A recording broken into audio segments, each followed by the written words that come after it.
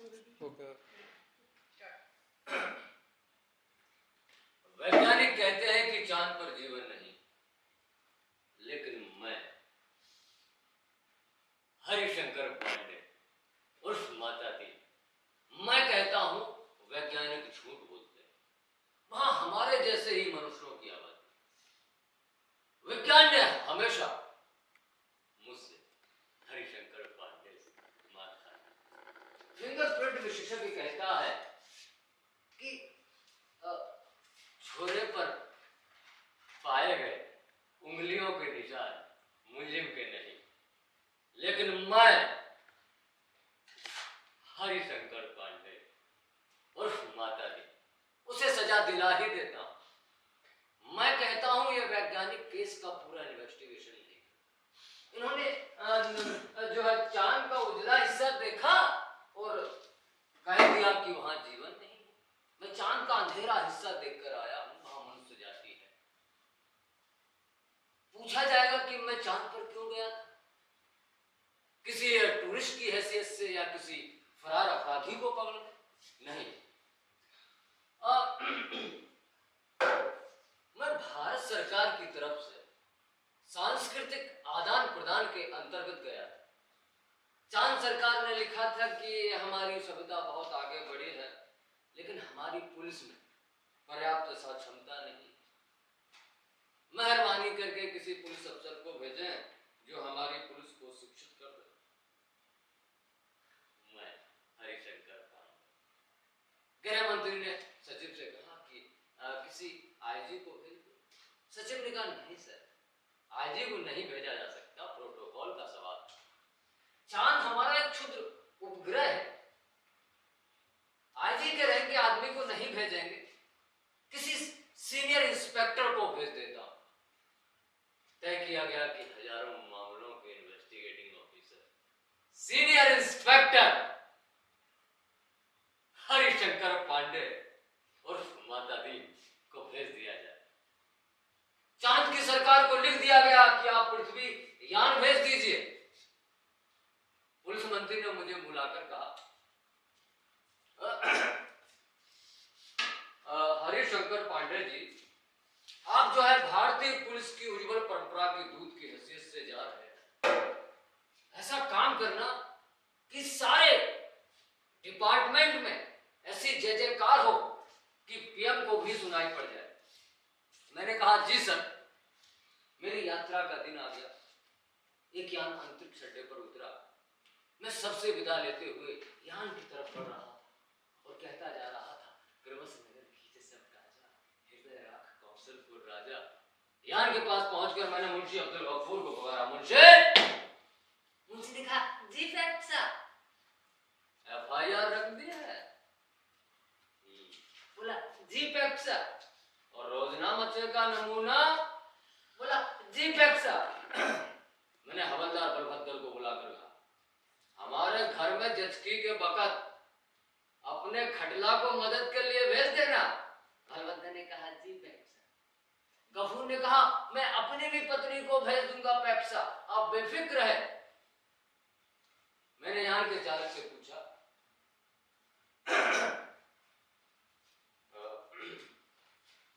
Driving licence है? चालक ने कहा जी साहब। और गाड़ी में बत्ती ठीक है? बोला ठीक। मैंने कहा सब ठीक ठाक होना चाहिए, वरना हरामजादे का बीच अंतरिक्ष में चालान कर दूंगा। चंद्रमा से आए चालक ने कहा, हमारे यहाँ आदमी से इस तरह नहीं बोलते। मैंने कहा जानता हूं वे, तुम्हारी पुलिस कमजोर है, मैं अभी उसे ठीक करता हूं। मैं यान में बैठा और यान उड़ चला।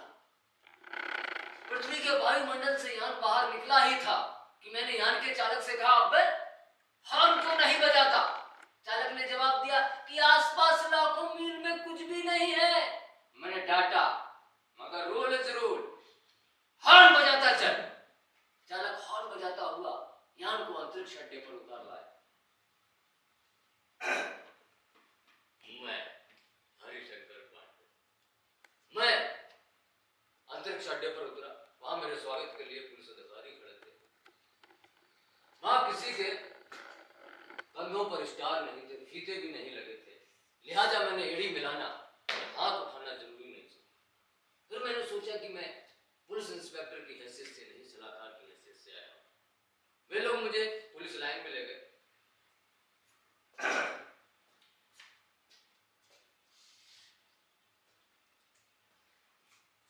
और एक अच्छे बंगले में टिका। एक दिन आराम करने के बाद मैंने पुलिस लाइन का मुलाजा। शाम को मैंने आईजी को बुलाकर कहा,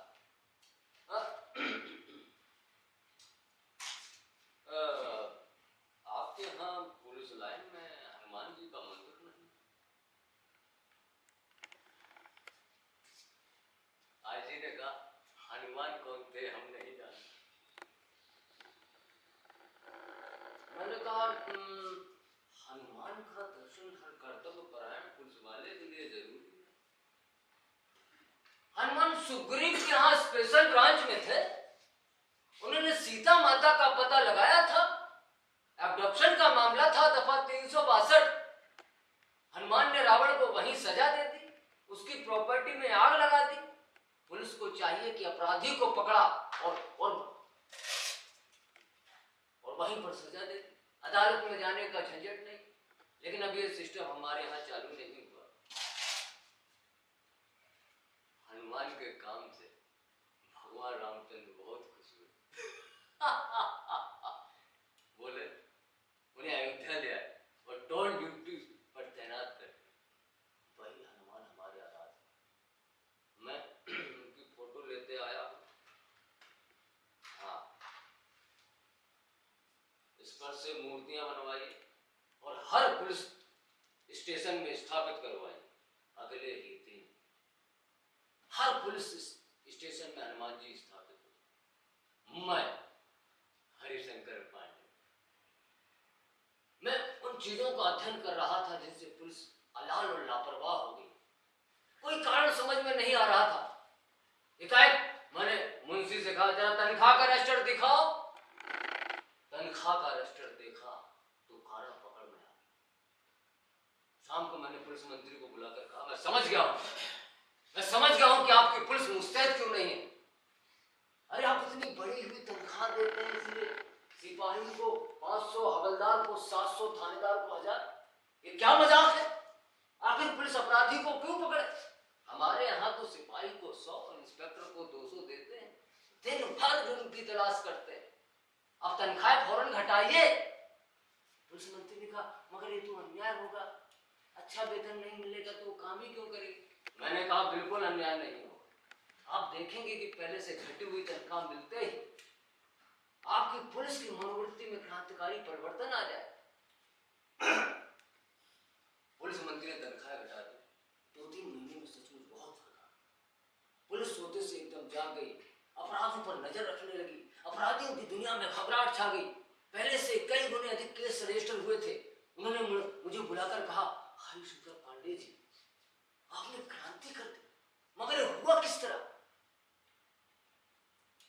मैंने कहा, बात बिल्कुल मामूली है। कम तनख्वाह दोगे तो मुलाजिम की गुजर नहीं होगी। 100 रुपया में सिपाही बच्चों को नहीं पाल सकते, 200 रुपया में इंस्पेक्टर ठाट-बाट मेंटेन नहीं कर सकते। उसे ऊपरी आमदनी करनी ही पड़ेगी, और ऊपरी आमदनी तभी होगी जब वो अपराधी को पकड़ेगा, गरज है कि अपराधों पर नजर रखेगा, सचेत, कर्तव्य परायण और मुस्तैद हो जाएगा। हमारे यहाँ के स्वच्छ और सक्षम प्रशासन का यही रहस्य। चंद्रलोक में चमत्कार की खबर फैल गई कि वो आदमी कैसा है जो कम तनख्वाह देकर भी सक्षमता ला देता है।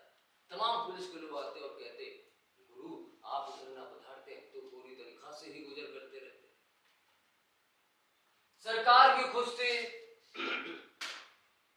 मुनाफे का बजट बनने वाला था, आधी समस्या हल हो गई थी, पुलिस अपराधी को पकड़ने लगी थी।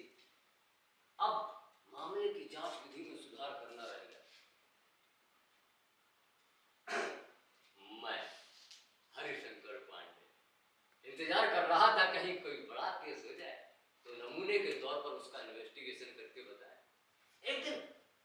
आपसी मारपीट में एक आदमी मारा गया। मैं कोतवाली में आकर बैठ गया। मैंने कहा नमूने के लिए किस केस का इन्वेस्टिगेशन मैं करता हूं, आप लोग सीखे। ये कत्ल का केस, कत्ल के केस में एविडेंस बहुत पक्का होना चाहिए। कोतवाल ने कहा पहले कातिल का पता लगाया जाएगा तभी तो एविडेंस इकट्ठा किया जाएगा। मैंने कहा नहीं, उल्टे मत, पहले एविडेंस देखो, क्या किसी के कपड़ों पर खून के निशान मिले? कोतवाल ने कहा हाँ, मारने वाले तो भाग गए थे, मृतक सड़क पर बेहोश पड़ा था, एक भला आदमी वहां रहता है, उसके कपड़ों पर खून के दाग लग गए। मैंने कहा उसे फौरन गिरफ्तार करो। वो भला आदमी पकड़कर बुलवा लिया गया। उसने मुझसे कहा मैंने तो उसे अस्पताल भिजवाया था, मेरा क्या कसूर है? चांद की पुलिस की बात से एकदम प्रभावित हुई, लेकिन मैं हरिशंकर पांडे बिल्कुल प्रभावित नहीं। चांद की पुलिस उत्सुक देख रही थी कि मैं हरिशंकर पांडे क्या तर्क निकालता हूं। मैंने उससे कहा पर तुम झगड़े की जगह गए ही क्यों? वो बोला मैं झगड़े की जगह नहीं गया, मेरा वहां मकान, झगड़ा मेरे मकान के सामने हुआ। अब चांद की पुलिस उत्सुक देख रही थी कि मैं हरिशंकर पांडे और माता में क्या तर्क निकालता हूं। मैंने उससे कहा मकान तो ठीक है, पर झगड़े की जगह जाना ही क्यों? वो आदमी बार बार कहता मैं झगड़े की जगह नहीं गया, मेरा वहां मकान है। मैं उससे बार बार कहता मकान तो ठीक है, पर मैं कहता हूं झगड़े की जगह जाना ही क्यों, जाना ही क्यों, जाना ही क्यों? इस तर्क प्रणाली से पुलिस के लोग बहुत प्रभावित हैं। अब मैंने इन्वेस्टिगेशन का सिद्धांत समझाया। मैंने कहा देखो, आदमी मारा गया, कोई कातिल, किसी को सजा होनी। पुलिस के लिए यह सवाल इतना महत्व नहीं रखता जितना कि ये सवाल कि जुर्म किस पर साबित हो सकता है या किस पर साबित होना चाहिए। कत्ल हुआ है तो किसी मनुष्य को सजा होगी ही, मारने वाले को होती है या बेकसूर को होती है, अपने सोचने की बात नहीं है। मनुष्य मनुष्य सब बराबर है, सभी में उसी परमात्मा का अंश है, हम भेदभाव नहीं करते। ये पुलिस का मानवतावाद है। दूसरा सवाल है कि वो आदमी पुलिस के रास्ते में आता है या नहीं, या उसको सजा दिलाने से ऊपर के लोग खुश होंगे या नहीं। मुझे बताया गया कि वो आदमी भला है, अगर पुलिस अन्याय करे तो विरोध करता है। जहां तक कि ऊपर के लोगों का सवाल है, वो वर्तमान सरकार में जो पुलिस मंत्री है उनकी विरोधी राजनीति वाला है। मैंने कहा फर्स्ट क्लास केस, पक्का सबूत, ऊपर का सपोर्ट। एक कोतवाल ने कहा पर हमारे गले ये बात नहीं उतरती कि निरपराध भले आदमी को सजा दिलाई जाए। मैंने कहा देखो, मैं पहले ही कह चुका कि सभी में उसी परमात्मा का अंश है। सजा इसे हो या कातिल को हो, फांसी पर तो ईश्वर ही चढ़ेगा ना। और फिर तुम्हें कपड़ों पर खून के दाग मिल रहे हैं, खून के दाग ढूंढने और कहां जाओगे? तुम तो भरो एफआईआर। मैंने एफआईआर भरवा दी, वक्त जरूरत के लिए जगह खाली छुड़वा दी। तमाम पुलिस के लोग आते और कहते कि उस बेचारे बेकसूर को क्यों फंसा रहे? ऐसा तो जनरल लोग में कभी नहीं। बताइए हम क्या जवाब दें, हम तो बहुत शर्मिंदा है। मैंने कहा शुरू में इस काम में आदमी को शर्म आती, आगे से तुम्हें बेकसूर को छोड़ने में शर्म आई। हर चीज का जवाब है। अब तुम्हारे पास जो कोई भी आए उससे कहो कि मैं जानता हूं वो बेकसूर है, पर मैं क्या करूं, ये सब ऊपर से हो रहा है। कोतवाल ने कहा मगर वो फिर आईजी के पास जाएंगे। अरे आईजी भी कहेंगे कि सब ऊपर से हो रहा है। कोतवाल ने कहा तब वो पुलिस मंत्री के पास जाएंगे। अरे पुलिस मंत्री भी कहेंगे कि सब ऊपर से हो रहा है। कोतवाल बोला तब वो प्रधानमंत्री के पास जाएंगे। प्रधानमंत्री भी कहेंगे भैया मैं जानता हूं वो बेकसूर है, पर मैं क्या करूं, ये सब ऊपर से हो रहा है। कोतवाल ने कहा तब? मैंने कहा तब क्या, तब वो किसके पास जाएंगे? भगवान के पास ना। लेकिन भगवान से पूछकर कौन लौट सका? इस चमत्कार से कोतवाल बहुत प्रभावित। मैंने कहा एक मुहावरा ऊपर से हो रहा है। हमारे देश में कई सालों से सरकारों को बचा रहा है। तुम इसे सीख लो।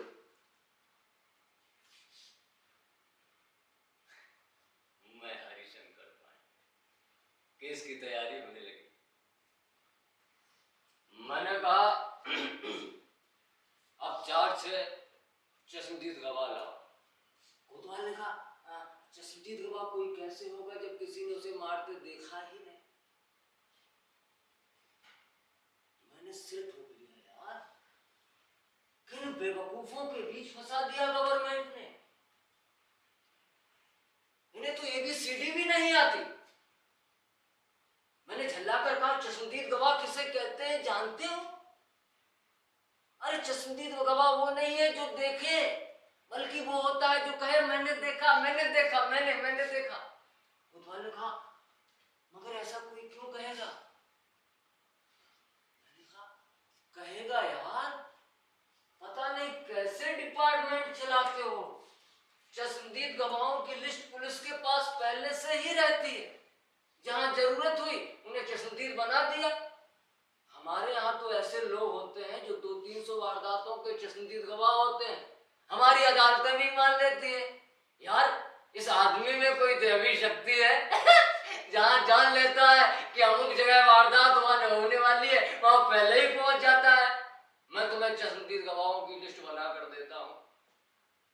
8-10 उठाईगिरों को बुला, जो चोरी करते हो, मारपीट करते हो, गुंडागर्दी करते हो, जुआ खेलते हो, शराब उतारते हो, अगले ही दिन शहर के 8-10 नौरत कोतवाली में हाजिर।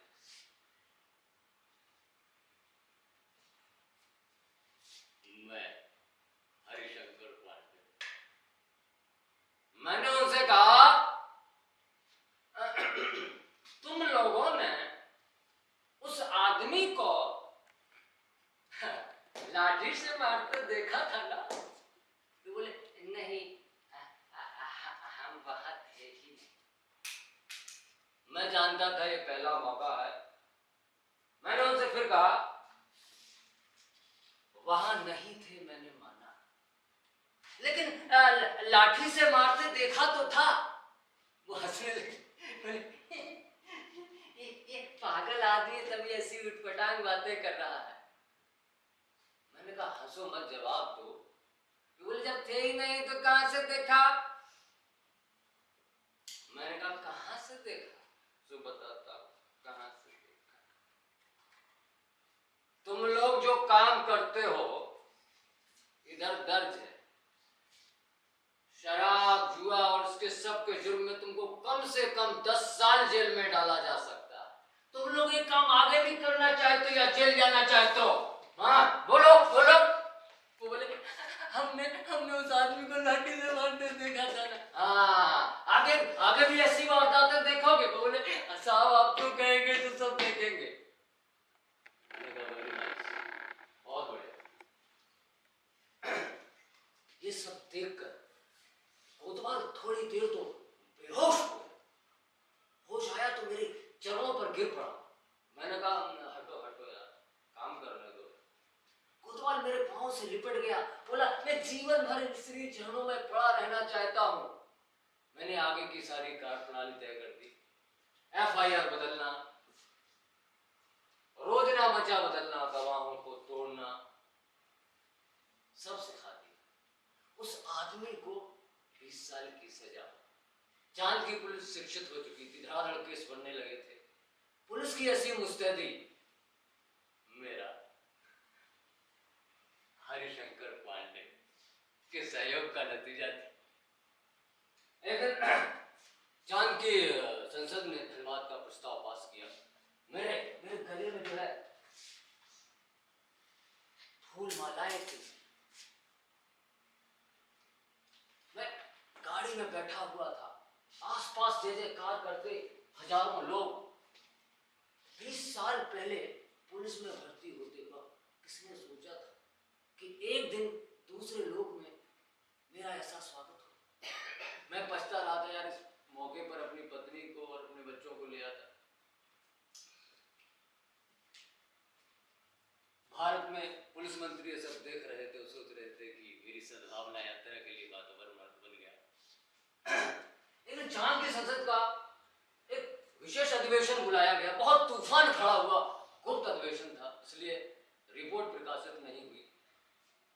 सदस्य गुस्से से चिल्ला रहे थे कि कोई भी बीमार बाप का इलाज नहीं करता, कोई भी डूबते बच्चों को नहीं बचाता, कोई भी जलते मकान की आग नहीं बुझाता, सरकार फौरन इस्तीफा दे।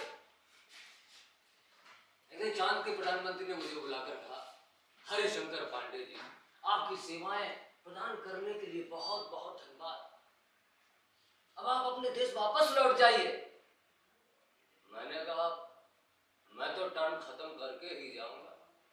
वो बोले नहीं, आप बाकी टर्म का वेतन ले जाइए, डबल ले जाइए, तिबल ले जाइए। मैंने कहा हमारा सिद्धांत है, हमें काम नहीं, पैसा नहीं, काम प्यारा है। आखिर चांद के प्रधानमंत्री ने भारत के प्रधानमंत्री को एक गुप्त पत्र लिखा और चौथे दिन ही आईजी का मुझे व्हाट्सएप पर मैसेज मिल गया। मैंने कहा ठीक है सर, आ रहा हूं मैं चांद से विदा हो गया। बहुत दिन तक ये रहस्य बना रहा कि आखिर चांद में ऐसा क्या हुआ कि मुझे हरिशंकर पांडे को एकदम ऐसे लौटना पड़ा। एक दिन वो पत्र खुल ही गया, उसमें लिखा था हरिशंकर पांडे की सेवाएं प्रदान करने के लिए बहुत बहुत धन्यवाद, अब आप उन्हें अपने देश वापस बुला लीजिए। आपके हरिशंकर पांडे ने हमारी पुलिस को जैसा कर दिया है, उसके नतीजे ये हुए हैं कि कोई भी आदमी किसी मरते हुए आदमी के पास नहीं जाता, वो सोचता है कि कहीं उस पर ये जुर्म कायम ना कर दिया जाए। कोई भी डूबते बच्चों को नहीं बचाता, वो सोचता है कि कहीं उस पर ही बच्चों को डुबाने का आरोप ना लग जाए। कोई भी जलते मकान की आग नहीं बुझाता, वो सोचता है कहीं उस पर ही आग लगाने का जुर्म ना कायम कर दिया जाए। आपके हरिशंकर पांडे जी ने हमारी आधी से संस्कृति नष्ट कर दी, अगर वे यहाँ रहे तो पूरी संस्कृति नष्ट कर देंगे। अभी कल ही मुझे मंगल ग्रह से फोन आया, बोले हैं कि आप हमारी पुलिस को शिक्षित कर दिए, अब हम वहीं जा रहे हैं, तब तक के लिए टाटा।